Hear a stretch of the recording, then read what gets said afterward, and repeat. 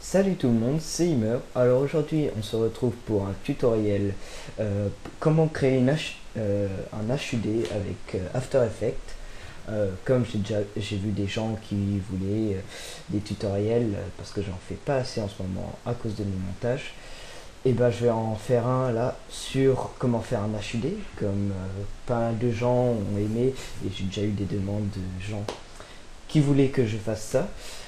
Bah alors déjà vous ouvrez une composition 1080p, après vous faites les réglages.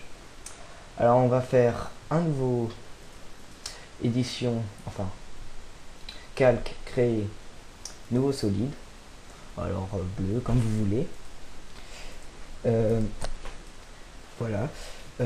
Alors on va faire, tout d'abord je vais vous montrer comment faire une HUD en forme de rond, en forme de cercle. Enfin vous allez voir le résultat. Alors déjà, sélectionnez l'outil ellipse. Vous êtes bien sur le calque bleu, enfin sur le calque.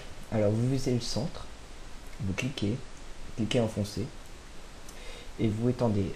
En même temps vous appuyez sur CTRL et SHIFT et vous agrandissez. Bon là j'ai zoomé, je fais assez grand. Voilà.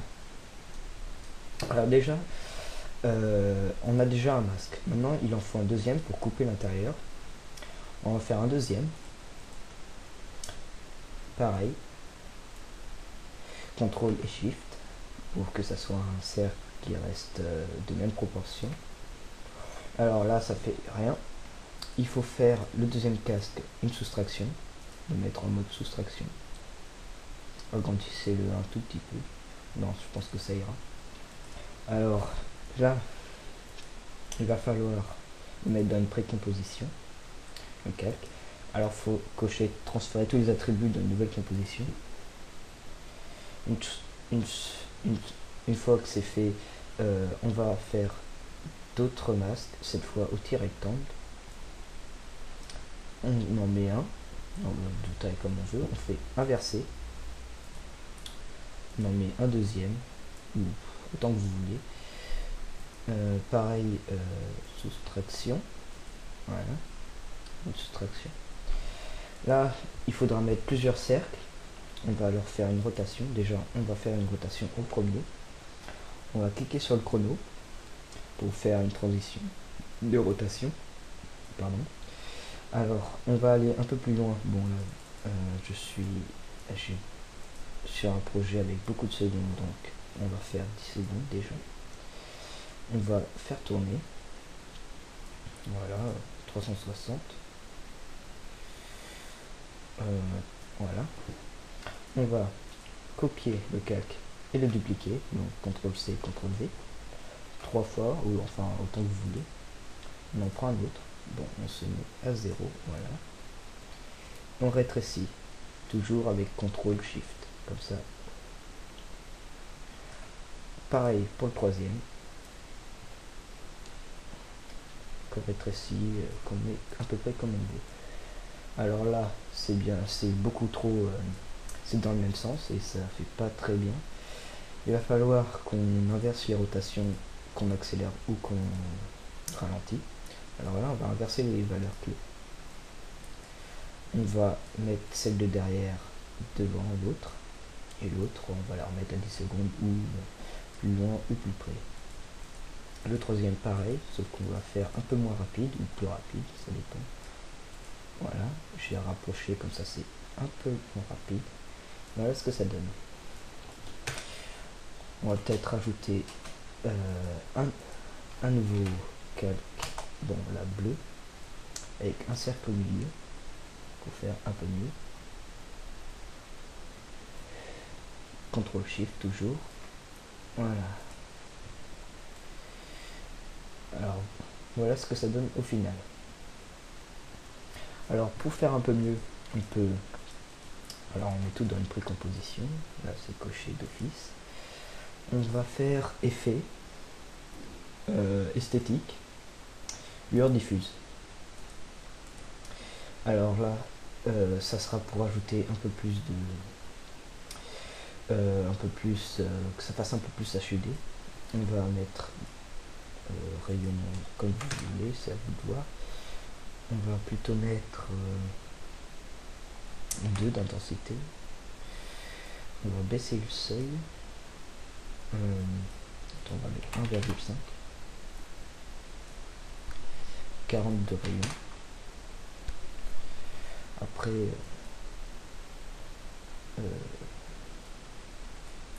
c'est à vous de régler en fait. On va plutôt mettre couleur A et B. On va mettre une couleur claire ici, une couleur sombre, un bleu plus sombre ici. On va baisser, voilà. Et en rendu, ça donne ça. Après, à vous de faire comme vous voulez. Hein. Alors, pour ce qui est de ça, on va rétrécir, on va faire une autre HUD. On va... Attendez, je reviens en arrière. CTRL-C, CTRL-V, on duplique. Pour améliorer un peu le HUD, on va faire comme ça. Et on va inverser. Alors, j'ai fait clic droit, instant, inverser le calque. Il y a une inversion temporelle. Ah, par contre, je n'ai pas pensé à ça. Il faut rapprocher parce que là ça tourne plus. Donc on revient en arrière, j'ai dit. Là, normalement, ça va tourner, ça améliore un petit peu. On va laisser comme ça. Là, c'est plutôt pas mal. Comme ça, elle est plus complexe comme ça et plus jolie.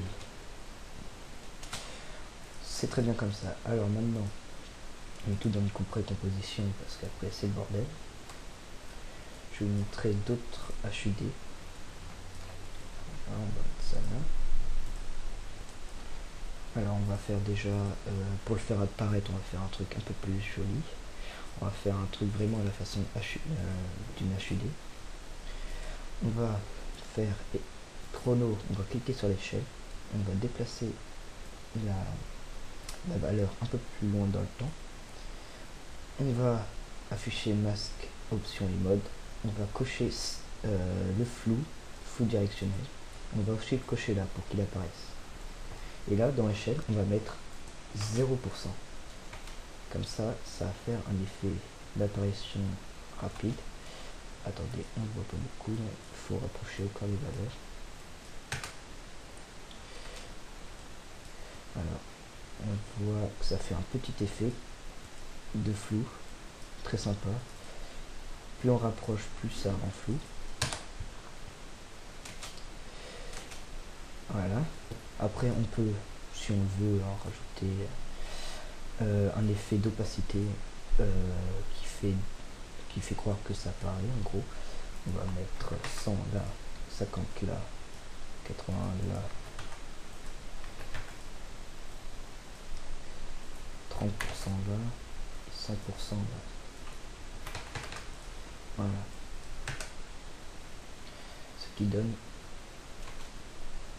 voilà. C'est très bien comme ça. Alors, ça sera tout pour ça. On va faire un nouveau calque, toujours bleu. On va faire un masque qui prend à peu près tout pour faire le contour.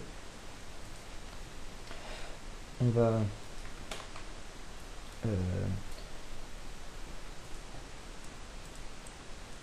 copier le masque, CTRL-C, on clique sur le masque, CTRL-C, on va rétrécir là, double-clic, et après on a quelque chose pour faire apparaître. CTRL-SHIFT pour que ça garde les mêmes proportions.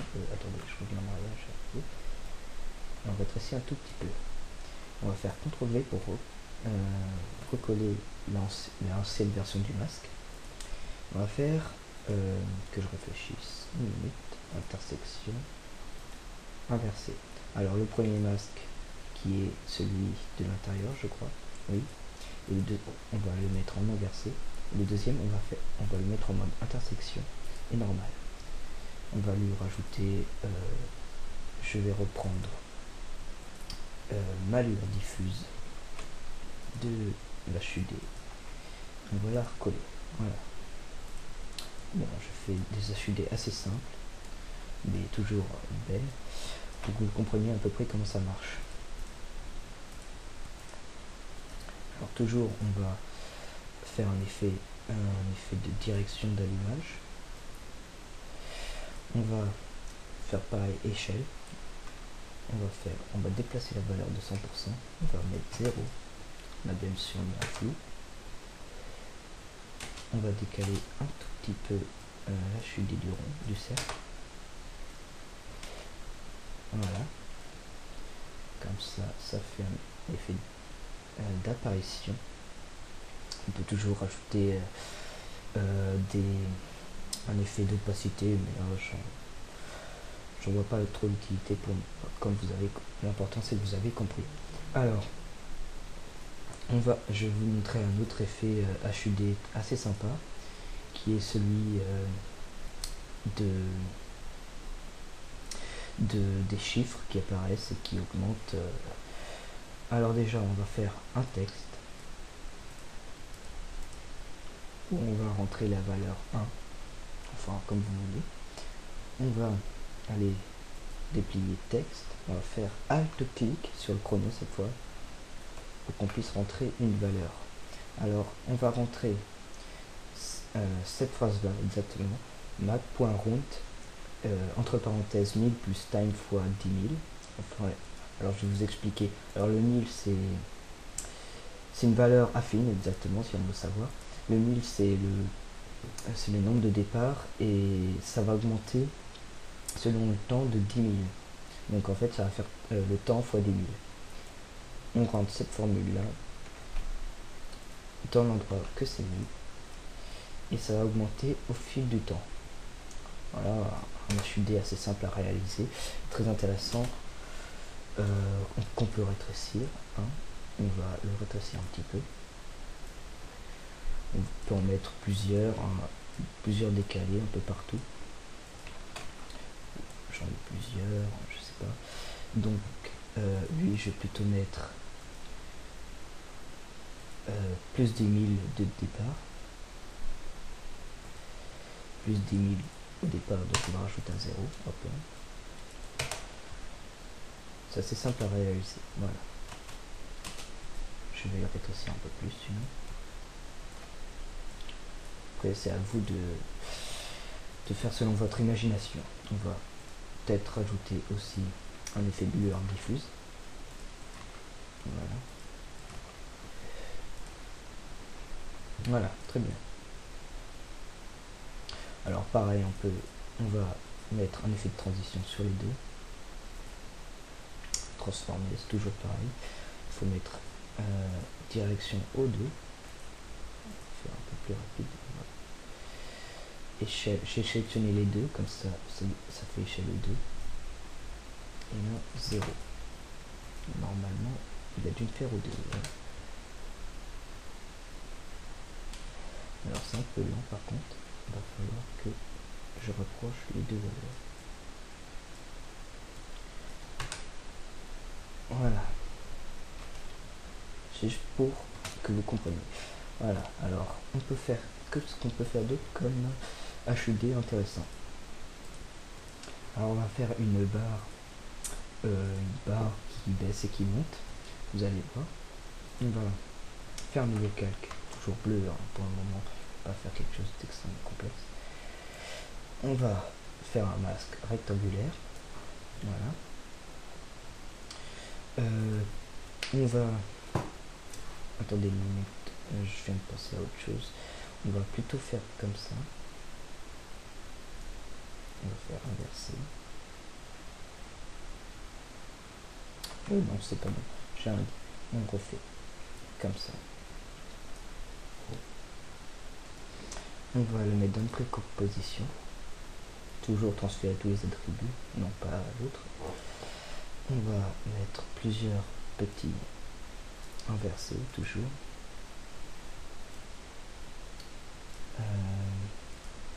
Soustraction, on va mettre. On va faire, attends, je regarde un truc. Vous mettez soustraction au lieu d'inverser. On va dupliquer. On va Voilà, on en met plusieurs. Toujours en soustraction. En soustraction. Voilà. Encore un.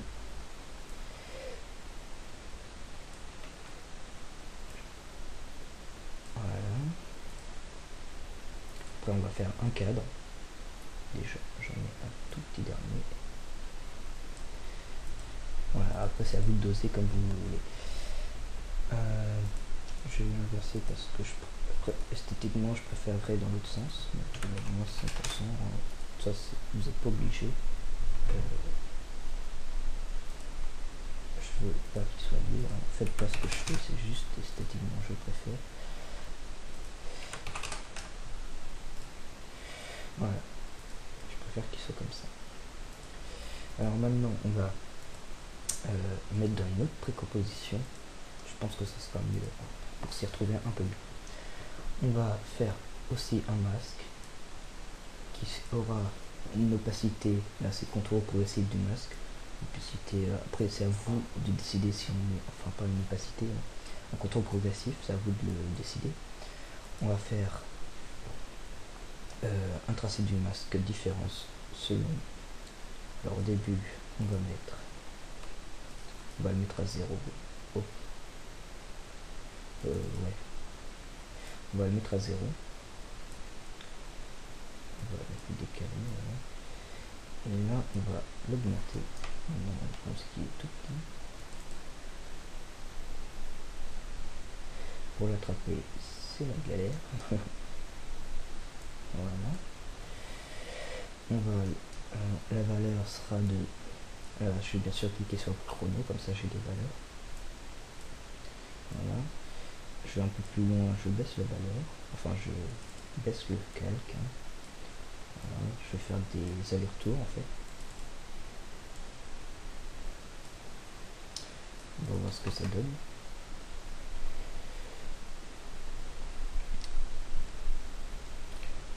Voilà, ça fait des allers-retours. Alors on peut dupliquer coller plusieurs fois les valeurs. Attends, je vais essayer de faire assez diversifié. Donc on va descendre que là, puis après on va remonter, puis après on va redescendre. Voilà. Et puis après, si vous voulez faire ça sur une longue distance, enfin sur beaucoup de temps, je veux dire, vous avez qu'à faire CTRL-C les valeurs, CTRL-V, copier-coller. Voilà. On va voir ce que ça donne.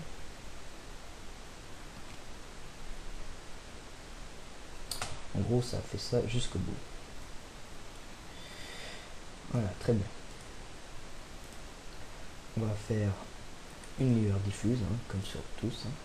CTRL-C, CTRL-V. Peut-être un peu la baisser d'ailleurs. 1.2. On va baisser un peu l'opacité, 50%. On va réduire un peu l'échelle. On va mettre 70. On va le mettre sur le côté. Voilà. Baisser un petit peu là. Voilà. Toujours en apparition de avec une échelle. On va faire comme tous les autres, une apparition en technologique, hein, avec un flou directionnel. Voilà. Ce qui donne très bien. Alors vous pouvez faire ça dans plusieurs champs, vous pouvez faire des barres de chargement, comme on va en faire une en bas. Voilà. On va la mettre un peu plus bas. Réduire un petit peu en hauteur. On va faire pareil, on va déplacer les valeurs. Voilà. Là, on va mettre rien du tout.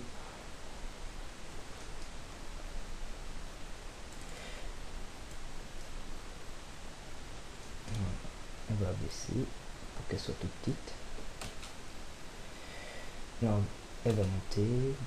On va après on la rebaisse, etc., comme on a fait pour la barre qu'on a fait ici. Voilà. On va aussi, bon, je vais mettre tout de suite la lueur diffuse.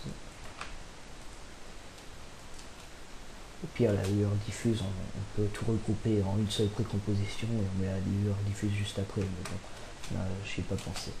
Voilà. Alors, on va continuer un peu les valeurs, on peut faire ça jusqu'au bout. On la augmente, on la redescend, on la augmente, etc. Voilà. Oups. Après on recolle les valeurs, hein, comme ça, c'est fait. Voilà. Après, il faut juste améliorer tout ça, avoir beaucoup d'imagination, je sais pas. Par exemple, l'HUD qu'on a là, on peut le dupliquer, on peut l'agrandir, le remettre à son état presque initial. On va le mettre en fond, on va baisser beaucoup l'opacité par contre. On va lui mettre opacity 50.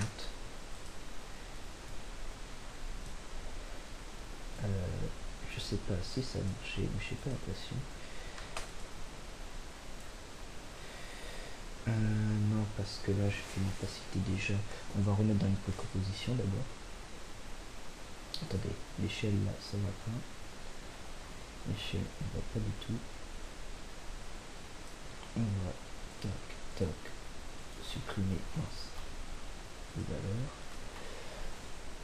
On va mettre dans une précomposition parce que l'opacité est déjà modifiée, j'ai envie de la modifier de base, je pourrais le faire compliqué. On va mettre 30 même, voilà, pour que ça soit vraiment, je vais la recentrer un petit peu, voilà, comme ça, voilà, ça fait un peu plus complexe, déjà. Après, qu'est-ce qu'on peut rajouter d'autre? C'est déjà une bonne petite HUD.